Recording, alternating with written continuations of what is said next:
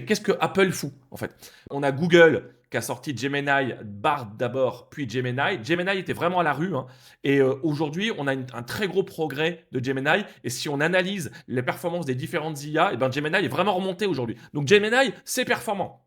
Hein, on prend Amazon. Amazon, c'est des boss sur l'IA à travers Amazon Web Services. Donc Amazon n'a pas de problème. On prend Meta. Meta, ils ont créé Llama il y a de nombreuses années. La première application de Llama, ça a été sur Facebook il y a 8 ans. Ce sont les vidéos qui avaient un sous-titrage automatique. Ça paraît banal aujourd'hui, mais à l'époque, c'était hyper rare. Ben, ça, c'est une application de Llama. Donc Llama est open source et est très utilisé. Donc Llama, donc Meta a pas de problème, hein, ça se passe très bien. Ensuite, on va prendre Nvidia. Ben, Nvidia, c'est des machines de guerre, donc ils n'ont pas de problème non plus. Microsoft, ben, Microsoft, c'est eux qui possèdent la dette de OpenAI. Globalement, OpenAI, c'est une entreprise qui est hyper endettée. Sa dette est générée par l'usage du cloud de Microsoft. Donc, c'est Microsoft, en fait, qui est propriétaire de la dette d'OpenAI. Donc, Microsoft, ils se sont bien mis, hein, en 2017, quand ils ont foutu 1 milliard, et ensuite en 2019, quand ils ont rajouté 19 milliards dans OpenAI, ils se sont bien mis. Donc, Microsoft, eux, c'est une machine de guerre. Tesla, sur l'IA, ils sont bons, mais ils sont en difficulté aujourd'hui dans l'industrialisation de leur voiture, et ils sont en train de se faire boulotter par BYD, qui est le fabricant de voitures électriques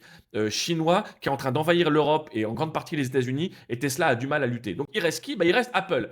Et Apple, on a de gros problèmes sur Apple, sur comment Apple utilise l'IA. C'est difficile de lire ce qu'ils font. Pour ceux d'entre vous qui utilisent Apple Intelligence, vous avez dû voir, les résultats, ils sont vraiment pas super en fait. Donc qu'est-ce qui se passe avec Apple? Eh bien, ce qui ressort de Apple, c'est deux choses. Il y a deux groupes chez Apple qui sont en conflit pour choisir comment l'IA va être utilisée. Il y a un premier groupe qui pense qu'il faut utiliser de l'IA dans chacun des services différents. Donc une IA pour prendre des photos par exemple et pour traiter les photos, une IA sur les traitements de texte, une IA sur le navigateur. Voilà, ça c'est le premier groupe d'individus qui fait pression sur Tim Cook.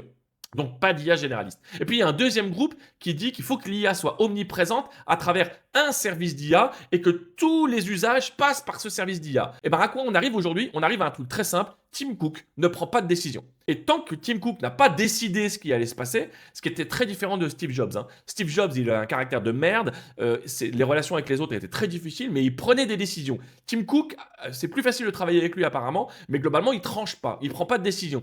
Et donc, tant que Apple n'a pas décidé comment ils allaient faire, eh ben, on se retrouve avec des mini-services comme Apple Intelligence, c'est un peu fragmentaire, on se retrouve avec un casque de réalité virtuelle qui marche pas vraiment très bien. Voilà, aujourd'hui, Apple est à la traîne. Vraiment, en fait.